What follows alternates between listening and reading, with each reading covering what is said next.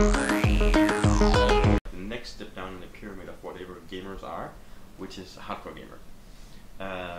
That's also why they're not mechanical. If they'd been mechanical, they would have been like amazingly expensive.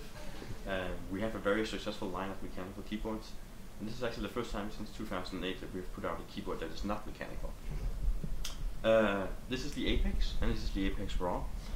It's the Apex is sort of like the bigger brother here. It has a full feature set, and the Apex Raw is like a slimmed down version of that. If I sort of like go through the keyboards, everything about the keyboards from our design perspective was created for speed. Having quick access to either commands or to buttons. So everything from, say, a very large spacebar that's very easy to hit with your thumb as you're using the keyboard, big escape key, small haptic knobs here on the W key, raised macro key so you can do quick key combinations. Everything was designed for speed. Apart from sort of like the speed aspect of it, we tried to make this pieces of technology that's very accessible. Gaming gear often is like super complex and advanced. Yeah. Advanced is good, complex not necessarily good. You don't want to have to like fight your equipment to actually sort of like use it. So we tried to make something here that's very easy to set up and use. The Apex has 4 layers.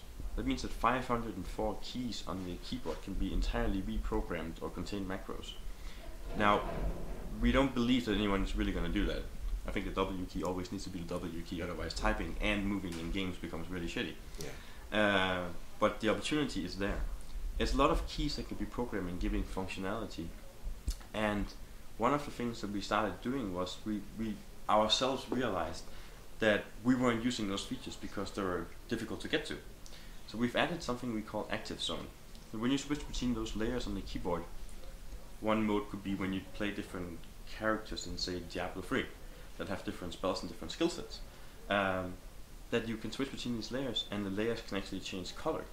So as you're switching between the layers and you're going between character modes, from say a damage dealer to a healer, you can actually change the color of the keyboard from like say a white to a red color scheme or whatever that would be. And we call that ActiveZone because it becomes very easy to find out where you are. Another thing that is great about that is that you can create profiles in SteelSeries Engine, which is a driver suite that comes with this, where you can auto-launch modes for the keyboard as you launch games on your computer. So say you're launching Call of Duty. Every time you launch Call of Duty, the keyboard will go into Call of Duty mode and will be set up exactly like you want the keyboard to be set up, having the right things programmed. Okay. Other things that can be programmed on the keyboard apart from like illumination and colors is macros and delays. So say you're playing World of Warcraft and you're using spells that have a 20-second cooldown, you can also fire those after 20.1 seconds again. Everything's built into the keyboard.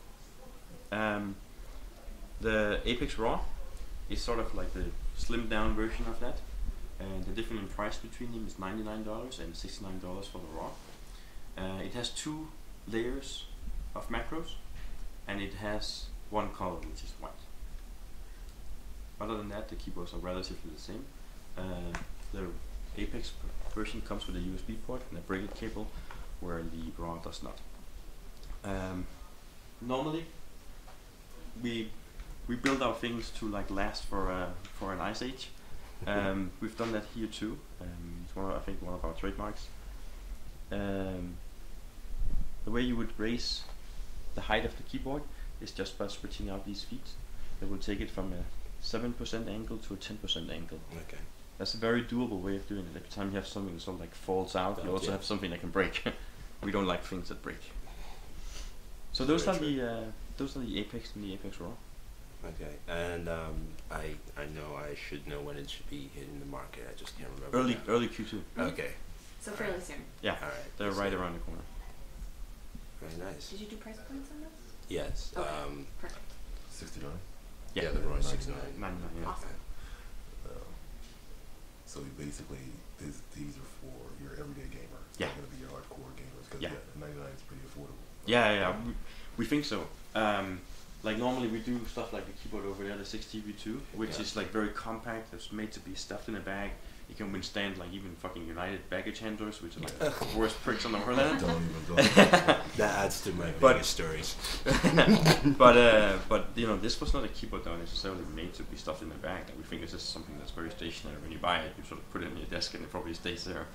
No, question I always have with these macros on keyboards and whatnot is how easy is the software to use? Very That's easy. a big part. Very, very easy. Yeah. No, so we totally agree. Complex, bad. Yeah. Advanced, necessarily good. It's very easy to program the keys. Here you just choose whatever key you want to do. Yeah. You basically just click it, and you can assign whatever you want to do on it. Nice. Yeah. You can also do and, copy and paste, which is kind of cool. and you can even drag and drop different functionalities Oh, okay. around here. For games that we support, which is actually quite a few, you'll be able to go in and have a predefined list of say 120 World of Warcraft commands Mhm. and spells. You can just take that and assign it to a key, blink, Alright. and just drag and drop it. So does it have built-in profiles already Yes. set up in there? Yeah. For even more recent games like Yes. Guild Wars? Because I don't, I think SteelSeries had a promotion with Guild Wars, Yeah. right? Yeah, we do some of the products. Yeah. I was trying to get the headsets, but I never did. Yeah. Another thing that's really cool actually is over time, SteelSeries engine here will transform into a program that will actually try to make you a better player. What is a better player?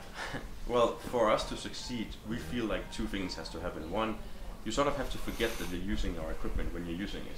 If you're aware of the fact that you're using our mouse, then it means it's failing you on a very fundamental level, like you're fighting your own equipment. The other way on this, say, here's an example of what we are expecting to come out of the engine. When you start playing, you can do testing and you'll do a 45-minute Dota 2 session or whatever.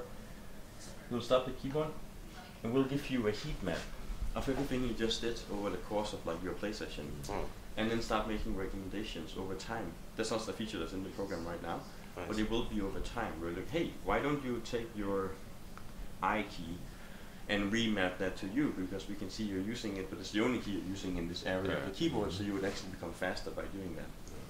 Then we're starting to add real value to how you improve your gameplay. Nice. That's true.